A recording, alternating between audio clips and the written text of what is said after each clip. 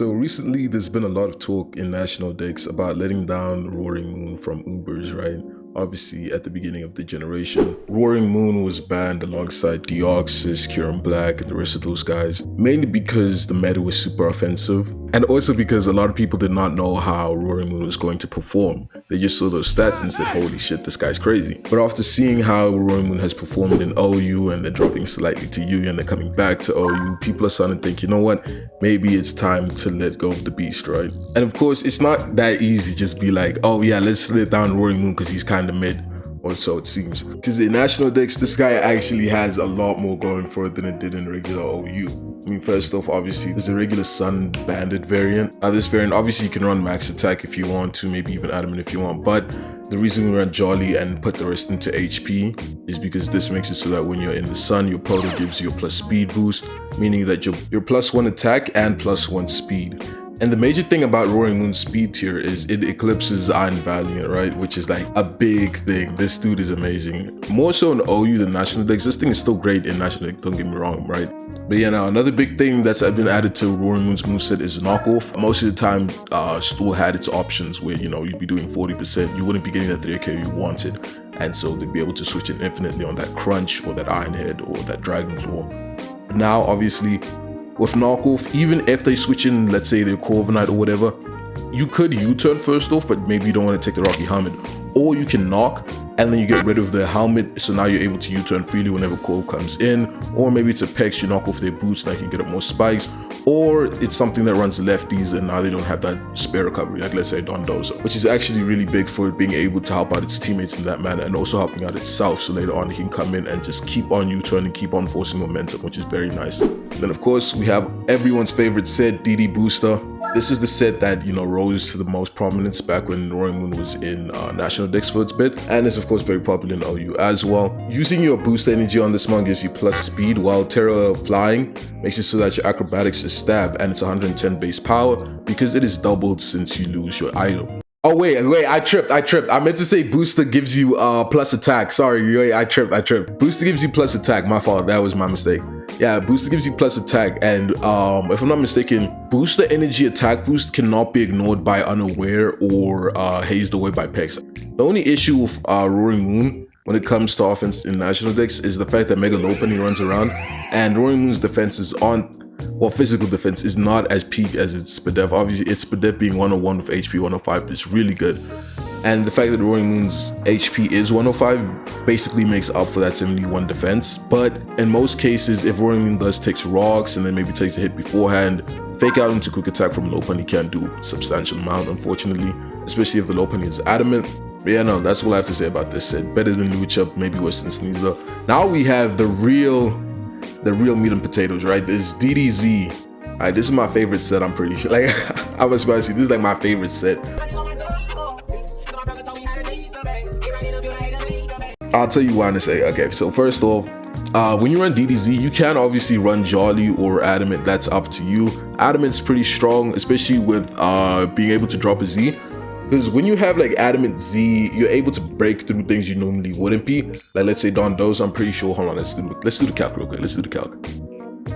Yeah, so Roaring Moon Outrage in Z form does what? A solid 62% to SPDEF Dozo, which means that afterwards you can obviously O-code with regular Outrage or, you know, just do whatever the hell you want, double out, which is really good. Against FizzDef Dozo though, it's not really as strong.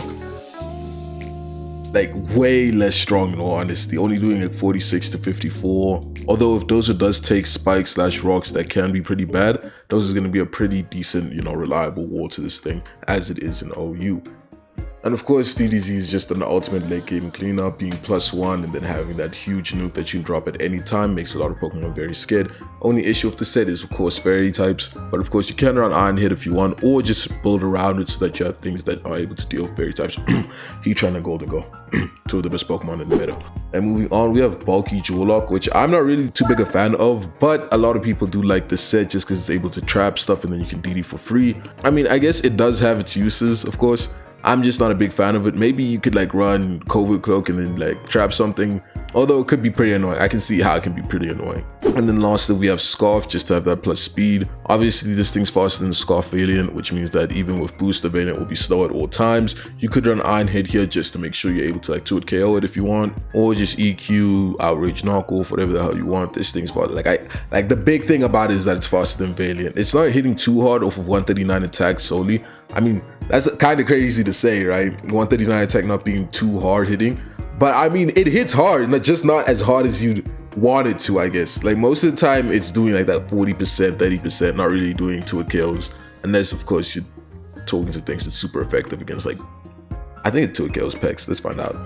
No, it doesn't even Oko FizzDef Toxic Pex doing 42 to 50, unless it rocks up, I think then it could.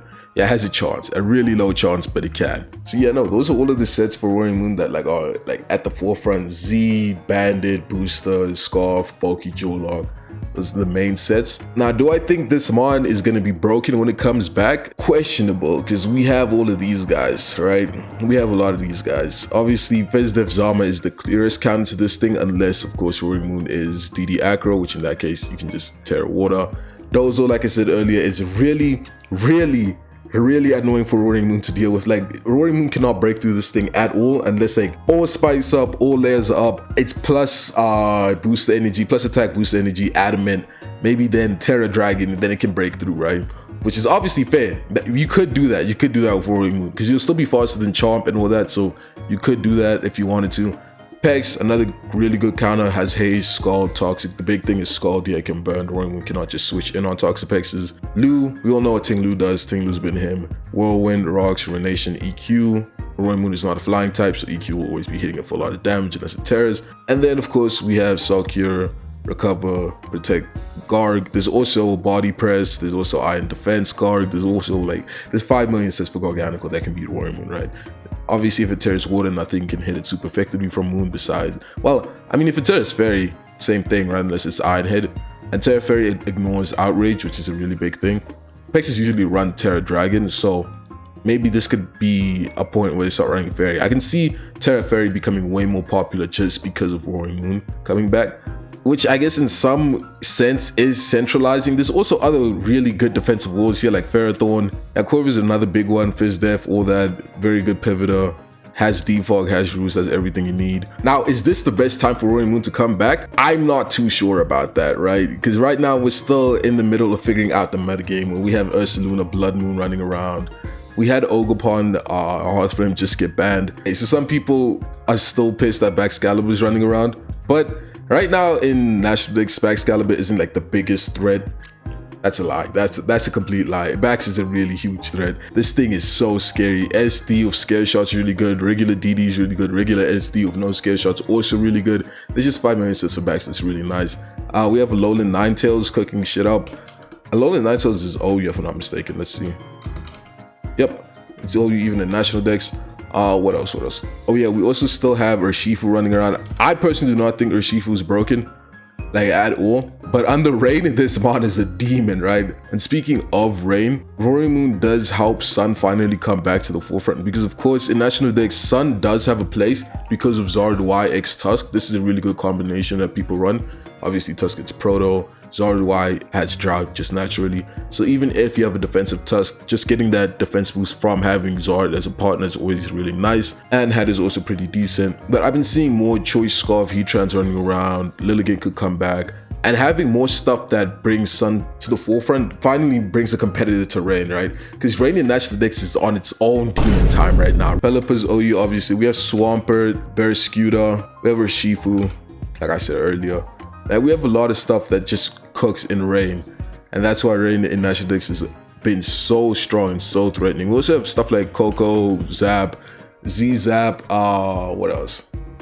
I know Z-Zap is actually pretty annoying. Z-Hurricane. That shit is really strong.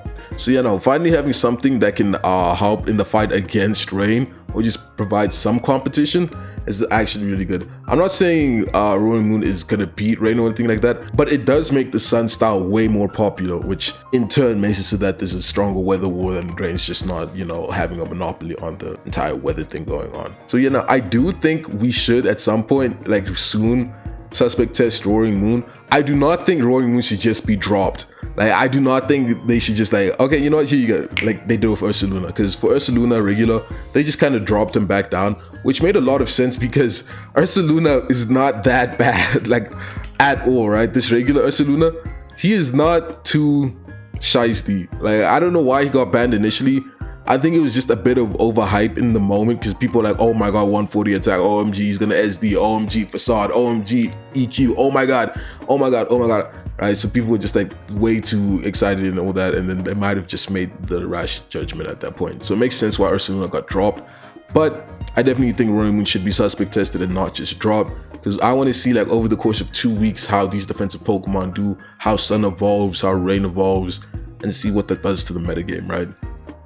But yeah, no, I do think that Roaring Moon should drop down, absolutely. This one needs his fun in the sun, absolutely. Anyway, that's all I have to say about Roaring Moon. Stay safe, take care, have a good rest of the day. Peace.